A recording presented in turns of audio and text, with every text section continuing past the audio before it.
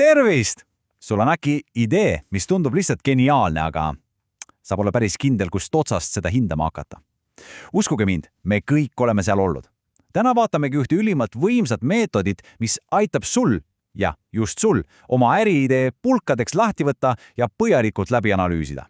Hakkame pihta. See on see miljoni euro küsimus, eks ole.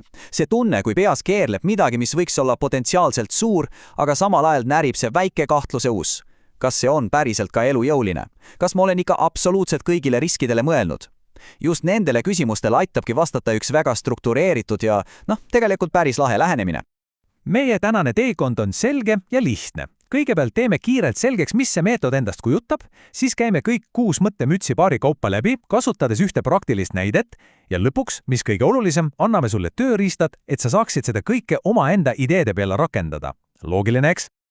Ja siin see ongi Edward de Bono 6 mõttemütsi meetod. Mõte on geniaalselt lihtne. Selle asemel, et proovida olla korraga optimistlik, kriitiline, loov ja faktipõhine, mis on ju täiesti võimatu, aitab see meetod sul keskenduda ühele mõtteviisile korraga, justkui vahetaksid prilliklaase. Ja et see kõik paremini kohale jõuaks, võtame näiteks ühe väga elulise äriidee, lapsehoiuteenuse, ja vaatame, kuidas see asi praktikas töötab. Alustamegi esimese paariga. Valge müts esindab puhast objektiivset informatsiooni, ainult fakte. Samal ajal kui punane müts, see laseb meil uurida kõiki neid emotsioone ja kõhutunnet. Eraldame kohe alguses faktid tunnetest. Nii, esimene müts pähe, valge müts. Ja see tähendab ühte. Unustame hetkeks kõik arvamused ja tunded. Meid huitavad ainult külmad, karged faktid, mida me tegelikult teame või saame teada lapsehoiuteenuse kohta. Valge mütsiga vaatades on pilt üsna selge. Sihtrühmaks on ilmselgelt vanemad, kes vajavad paindlikkust. Teenust saab pakkuda väga erinevas mahus ja see toimub enamasti kliendi enda juures. Hind, see on muidugi varieeruv. Ja mis on absoluutselt kriitiline, Eestis on sellele tegevusalale kehtestatud väga konkreetsed seaduslikud nõuded. Need on faktid, millega me peame igal juhul arvestama. Okei, faktid on laual. Aeg mütsi vahetada. Nüüd läheb pähe punane müks ja me laseme emotsioonidel rääkida. Siin ei pea midagi põhjendama. Milliseid tundeid, hirme ja lootusi see äriidee tekitab ja seda nii kliendi kui ka meie endi teenusepakkuja vaatenurgast. Ja siin kerkib kohe esile üks ja ainus keskne emotsioon, usaldus. Vanema jaoks on lapse turvalisus absoluutselt number 1 ja see hirm võõra ees on täiesti reaalne. Samal ajal tunneb ka lapsehoidja ise ju tohutut vastutust ja pinget. Alla kui kõik laabub, see kergendus ja rahulolu mõlemal poolel on hindamatu. See on äri, mis on sügavalt emotsionaalne. Nii, meil on olemas faktid ja meil on olemas tunded. Nüüd on aeg hakata asja natuke kriitilisemalt vaatama. Teeme idee ja vastupidavuse testi.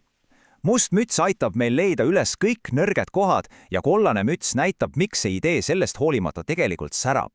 See on tasakaalu leidmise etapp. Paneme pähe musta mütsi. Nüüd tuleb see osa, mis paljudele ei meeldi, aga mis on absoluutselt elutähtis. Nüüd on aeg olla kuradi advokaat ja mõelda kõigele, mis vähegi saab valesti minna. See pole pessimism, see on arukas ettevaatlikkus ja riskijuhtimine. Mis on selle äriidee suurimad ohukohad? Ja must müts ei hoia midagi tagasi. Esiteks, vastutus. See on ju meeletu. Üks ainus eksimus võib olla saatuslik ja kui usaldust ei teki, siis pole sul ka kliente. Nii lihtne see ongi. Juriidilised küsimused lepingute ja vastutusega on keerulised, lisaks on see töö nii füüsiliselt kui ka vaimselt ikka päris kurnav. Ja muidugi, turul on ka teisi pakkujaid. Neid riske ei tohi mitte mingil juhul eirata. Okei, aitab sellest mustast masendusest. On aeg vahetada perspektiivi ja seda totaalselt. Nüüd paneme pähe kollase mütsi ja otsime päikest. Mis on need võimalused ja tugevused, mis aitavad meil neist riskidest üle olla? Miks see idee on tegelikult suurepärane? Ja teate, potentsiaali on siin tegelikult tohutult. Esiteks, nõudlus lapsehoiu järele on ülimalt stabiilne. See teenus pakub paindlikkust, mida lasteaiad lihtsalt ei suuda pakkuda. Alustamiseks ei ole vaja mingit hiiglaslikku kapitaali ja laienemisvõimalusi on ju tegelikult palju, näiteks õhtud või nädalavahetused. Siin on selgelt, mille peale ehitada. Ja jõuamegi viimase paarini. Me oleme teinud ära päris suure töö. Me teame fakte, me tunneme emotsioone, me näeme riske ja võimalusi. Aga me pole veel loovad olnud. See viimane paar viibki meid edasi. Roheline müts aitab meil luua midagi täiesti uut ja sinine müts aitaks siis kogu sellest infomõrast kokku panna selge tegevuskava. Nüüd läheb lõbuseks. roheline müts pähe, siin on kõik lubatud, absoluutselt kõik. Pole halbu ideid, pole piiranguid, laseme mõttel lennata. Teades nüüd kõiki neid fakte, tundeid, riske ja võimalusi, kuidas me saaksime seda ideed veelgi paremaks teha? Kuidas me saaksime eristuda? Mõtleme raamidest välja. Ja vaadake, siit tulevadki need konkreetsed ideed, mis lisavad väärtust. Selle asemel, et olla lihtsalt lapsehoidja, võiks spetsialiseeruda näiteks imikutele või pakkuda lisaks hoidmisele arendavaid tegevusi. Kujutage ette, kui mugav oleks vanematele transporditeenus. Ja mis kõige tähtsam, luua tugev ja usaldusväärne bränd, mis karjub professionaalsust. Need on need ideed, mis võivad muuta hea äri suurepäraseks. Ja nüüd viimane müts, sinine. See on nii-öelda mänedžeri või dirigendi müts. Astume sammu tagasi, vaatame kogu seda infot, mis me oleme kogunud, faktid, tunded, riskid, võimalused, uued ideed ja paneme kokku suure pildi. Mida see kõik kokku tähendab? Milline on meie järeldus ja tegevusplaan? Ja siin ongi meie analüüsi lõpptulemus. Kuigi riskid on reaalsed ja emotsionaalne panus on suur, kaaluvad võimalused ja stabiilne nõudlus need selgelt ülesse, eriti kui läheneda loovalt. Eduvõti peitub planeerimises, usalduse loomises ja kvaliteedis. Lühidalt, see äriidee on täiesti elujõuline.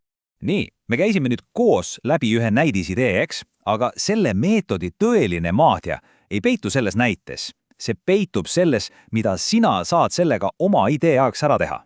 See raamistik annab sulle konkreetsed tööriistad, et vaadata oma ideed absoluutselt igast võimalikust nurgast. Nii et küsi nüüd endalt, milline müts on sinu idee jaoks praegu kõige olulisem? Kas sul on vaja rohkem fakte ehk valget mütsi või pead esmalt maandama hirmud musta mütsiga? Tead mis? Vahet ei ole. Millisest otsast sa alustad? Peaasi, et sa alustad. Nüüd on sinu kord oma ideed roovile panna. Aitäh, et kaasa mõtlesid!